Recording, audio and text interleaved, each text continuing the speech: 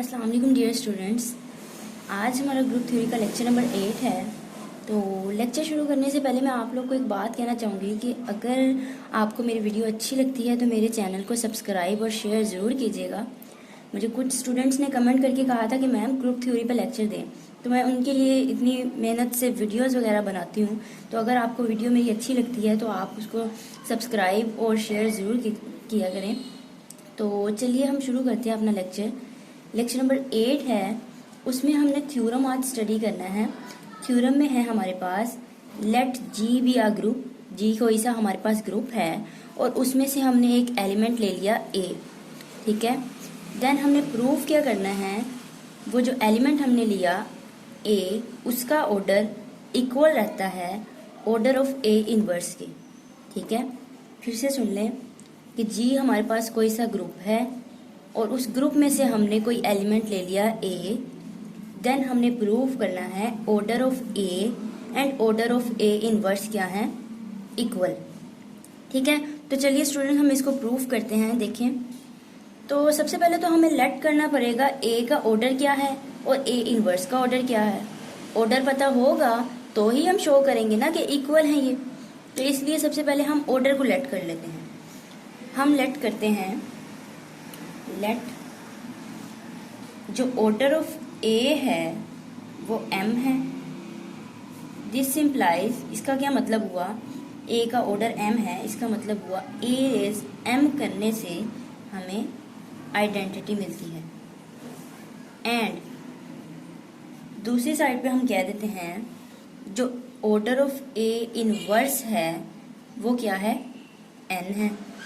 This simplifies, इसका मतलब हुआ कि a इनवर्स की पावर n लेने से आइडेंटिटी मिलती है, ठीक है। ये हो गए ऑर्डर लेट। अब हम अगर कंसीडर करें, अब देखिए हमने शो करना है a का ऑर्डर और a इनवर्स का ऑर्डर बराबर है। तो अब हम अगर कंट्रेरी बात करें, हमने यहाँ पे कहा था a का ऑर्डर क्या है, m है। अब अगर हम यहाँ पे कंसीडर कर लें a का ऑर्डर n है, ठीक है। हम कंसीडर कर लेते हैं a का ऑर्डर जो है n है, हम कह देते हैं a रेज n करते हैं हम। तो a रेज n करने से हमारे पास आइडेंटिटी मिलती है। देखिए कैसे, अब इस a रेज n को हम लिख सकते हैं a इनवर्स का होल इनवर्स और फिर n। इस a रेज n को हम इस तरह भी तो लिख सकते हैं, a इनवर्स का इनवर्स करेंगे वापस a ही आ जाएगा, कोई फर्क नहीं पड़ेगा इससे। उसके बाद अगर इनवर्स और पावर को हम इंटरचेंज कर दें, ये वाला इनवर्स एज इट इज, इस बाहर वाले इनवर्स को और पावर को अगर इंटरचेंज करें, n पहले लिख दिया, इनवर्स हमने बाद में लिख दिया, इससे भी कोई फर्क नहीं पड़ेगा। अब हमें पता है, हमने ऊपर लेट किया हुआ है a इनवर्स रेज n करते हैं, यहाँ पे देखें तो हमें आइडेंटिटी मिलती है। तो इस सारे की जगह हम आइडेंटिटी लिख सकते हैं और ये बाहर वाला इनवर्स एज इट इज। अब हमें पता है आइडेंटिटी का इनवर्स लेने से कोई फर्क नहीं पड़ता। अब 1 है, 1 का मल्टीप्लिकेटिव इनवर्स क्या होगा, 1/1। तो इससे कोई फर्क नहीं पड़ेगा, रहेगी तो आइडेंटिटी ही रहेगी ना। तो इस वजह से हम यहाँ पे ई लिख देते हैं। a रेज n करने से क्या हुआ, हमें मिल गया आइडेंटिटी। लेकिन ऊपर बट हमने तो कहा था a रेज m करने से आइडेंटिटी आती है, मतलब कि a का ऑर्डर हमने कहा था m है। अब हम देख रहे हैं ऑर्डर तो देखें एक ही होता है, लीस्ट पॉजिटिव होता है। अब हम देख रहे हैं n लेने से भी आइडेंटिटी आ रही है। तो इसका क्या मतलब हुआ, इसका मतलब ये हुआ ये जो n है, n लाजमी तौर पर m या m से बड़ा होगा, ठीक है। ये हमने अपने पिछले लेक्चर में ऑब्जर्वेशन सीखी थी कि हमें आइडेंटिटी तो कई तरह से मिल सकती है। हमने उसमें एओर्टा की एग्जांपल ली थी कि एओर्टा रेस 4 करते हैं तो आइडेंटिटी आती है, एओर्टा रेस 8 करने से भी आइडेंटिटी आती है, लेकिन ऑर्डर तो लीस्ट पॉजिटिव होता है। तो जो दूसरी हमारे पास 8 पावर है वो फिर जाहिरी तौर पर जो लीस्ट पॉजिटिव जो हमारे पास इंटीजर था जो उससे फिर बड़ा ही होगा। तो यहाँ पे ये हमने ऑब्जर्वेशन यूज की। इसको हम कह देते हैं इनइक्वालिटी 1। अब हम लाइन लगाते हैं, दूसरी तरफ बात करते हैं इस तरह से। अब ए इनवर्स की बारी। हमने कहा है ए इनवर्स का जो ऑर्डर है वो n है, लेकिन हम कंसीडर कर लेते हैं, कंसीडर यहाँ पे क्या करते हैं हम कहते हैं ए इनवर्स का ऑर्डर n नहीं है m है। m लेके देखते हैं तो क्या होता है। ठीक है, अब ए इनवर्स m को हम इस तरह से लिख सकते हैं, a raise m into inverse. Inverse और पावर को हमने क्या किया, इंटरचेंज कर दिया।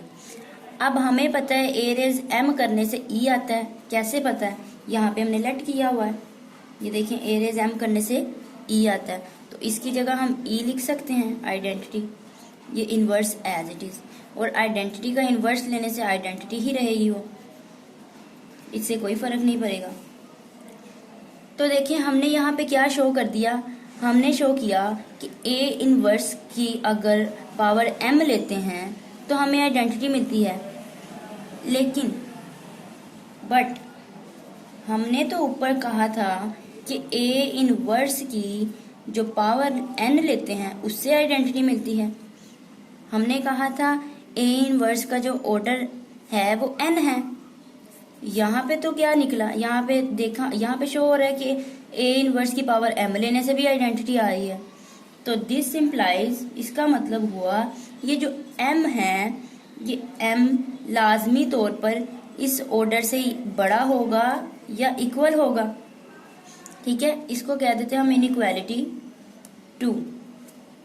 ठीक है, अब अगर इन दोनों को हम कंबाइन करें, दोनों इनइक्वालिटीज को कंबाइन करें, तो देखें इसमें पहली में क्या कहा गया है, पहली में कहा गया है n m से बड़ा है या बराबर है, दूसरी में है m जो है वो n से बड़ा है या इक्वल है। तो अब हम देखते हैं, हम दोनों इनइक्वालिटीज को कंबाइन करते हैं। From inequality 1 and 2 we get, जो m और n हैं, यानी कि जो ऑर्डर्स हैं, इससे हमें ये साबित हुआ ये ऑर्डर्स सेम हैं। ठीक है, तो यही चीज़ हमने प्रूफ करनी थी। अगर m और n इक्वल हैं तो हेंस m और n तो ऑर्डर ही हमने लेट किए हुए थे, हेंस हम ये कह सकते हैं ऑर्डर ऑफ a बराबर है ऑर्डर ऑफ a इनवर्स के। ठीक है।